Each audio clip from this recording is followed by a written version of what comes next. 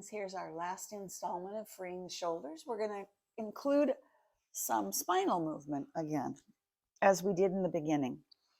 So please, with your arms alongside you, your towels are still there to support your shoulders for later on. They want to be right at 90 degrees. So you take a look at your arms, make sure that they're lined up.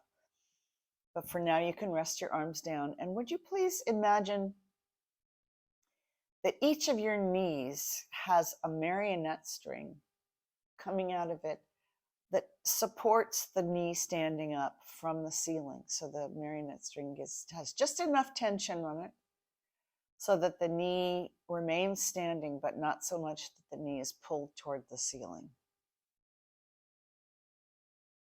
So see if you can cultivate that sense that the knees are dangling a little bit. The legs are dangling a little bit towards the floor. And would you allow the right marionette string to guide the bones of the right knee so that they open to the floor as far as they can comfortably? And then allow the left marionette string to guide the bones of the left leg to follow across the body to the right. Then, just like opening a book, we start with the back cover. We let the marionette string stand up the left knee till it comes to standing, and then continue to open it until it causes front cover of the book to begin to move. Now the pages of the book fan open in the center, and then the right marionette string follows the bones of the left leg over to the left. So opening as wide as you can, engaging the second leg, which follows the first leg all the way over to the side, and then back again.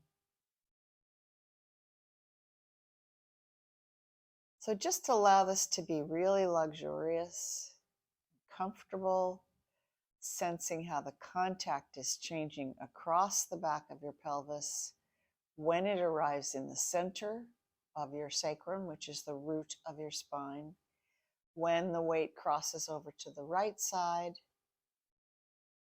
and then when you reverse direction, the weight crosses again to the center of the pelvis, across to the left side, one knee moving first, the other knee following, each of the knees independent of each other.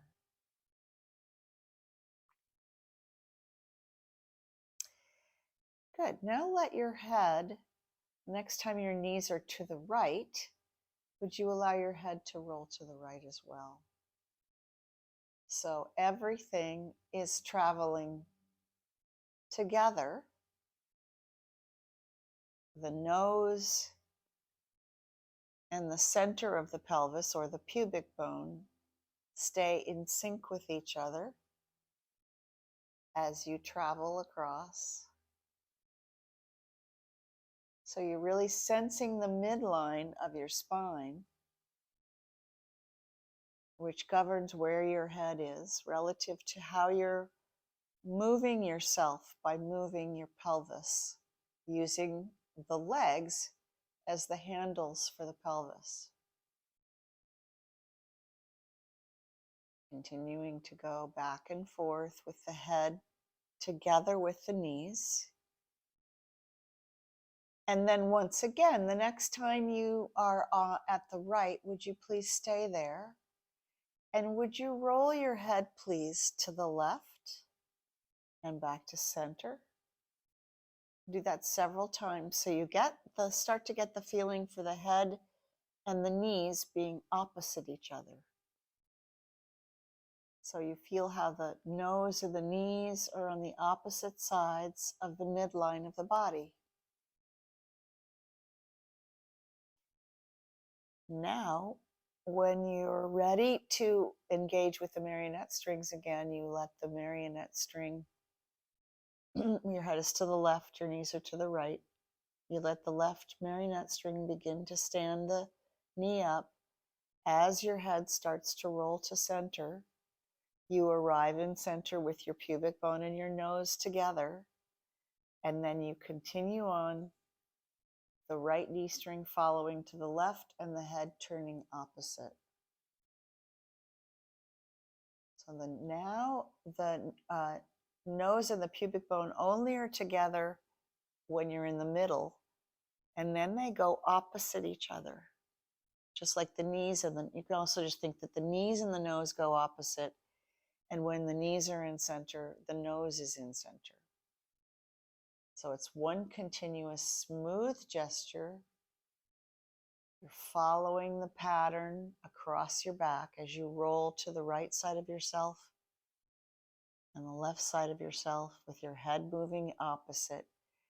Really take some time to marinate in the logic of this movement, even though you've never done it before. It's just a different relationship. Instead of being everybody does the same thing, now we have a harmony going. The head pattern being in harmony with what the pelvis is doing, but opposite it, or you could call it thirds or fifths, just like in music. Okay, good. So the next time your knees are to the right, stay there. And would you please stand your candelabra up? So now we remember that when the knees are to the right, the head is turned to the left. So if we bring back in the candelabra pattern, actually, let's stand everything up. Let's go back and make this a little simpler. So let's just remember the candelabra pattern, which is the left knee, the left palm opens to the ceiling, the right palm down to the floor, the head turns to the left, everything comes through the center, then we go the other way, right up, left down, head looks into the palm. So when we move, our head is always connected and looking to the palm that's up.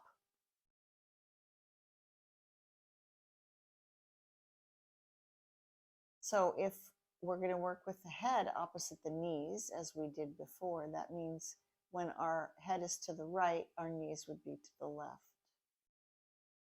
So let's just do it simply first. You begin to use the knee string to stand up the right knee. You begin to roll your head to center. You begin to stand your candelabra up. So there you are in center, knees open, nose to the ceiling, both candelabra standing up. Then you go the other way, so your head is connected to your up palm. Your down palm is connected to your knees. So you're kind of making a figure 8 on a diagonal here with yourself. So we reverse again, the candelabra stand up, the head comes through the middle, the knees come through the middle. Then you continue on in opposite directions with the head towards the up palm and the knees towards the down palm. Reverse again. Take your time with this, because in order to really taste the flavor of the Chardonnay versus the Semillon, you have to take tiny little sips over and over again until you can make sense of what you're sensing, of what you're tasting.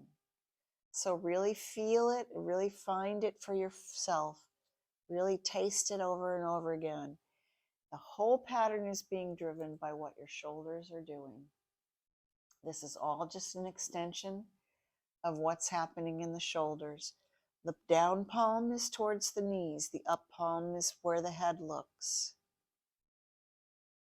And you continue with this back and forth slowly. And take a little bit of a rest, lengthen everything down. And in this rest, I'd like you to just let your brain completely rest. No thoughts, no words, just be in the silence.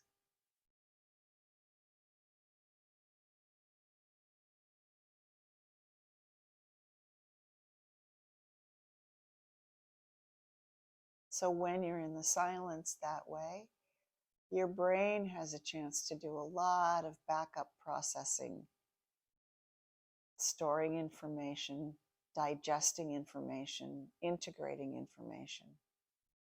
So let's come again and we'll add the last fun detail to the movement.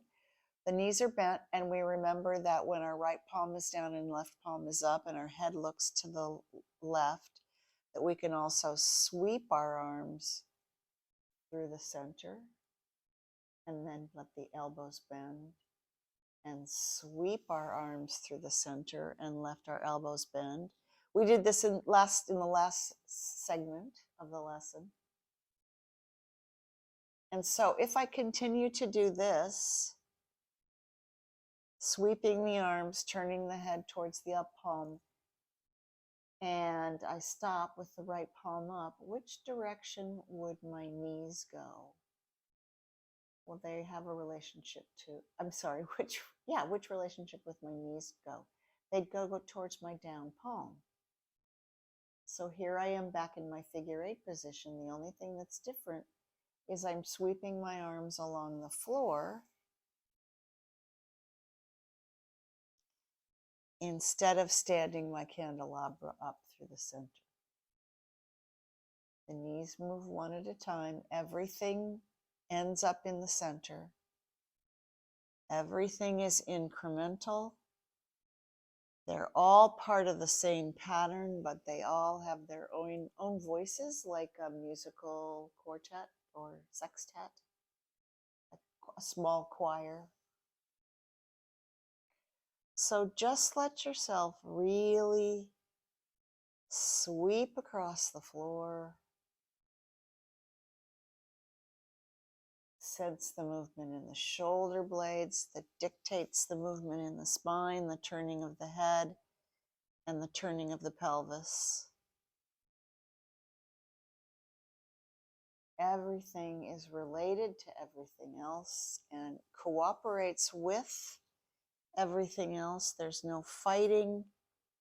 There's no conflict. There's no part that's outside the whole. The whole system is working in one continuous flowing pattern. So you can repeat this as many times as you're happy with it. And then let your legs down, and let's do one more post test. Take your palms down. Take your palms up. And remember that in the beginning when you were doing this movement, you weren't using anything but your arms. You weren't even allowing your shoulders to move, let alone your spine, your ribs, and your pelvis. So now that we've integrated this movement, it's so much freer. So that's that big long series. Thank you so much for watching. Visit me at my website. Please subscribe if you haven't, and if you want to get notifications about new posts, press the bell icon. Thank you.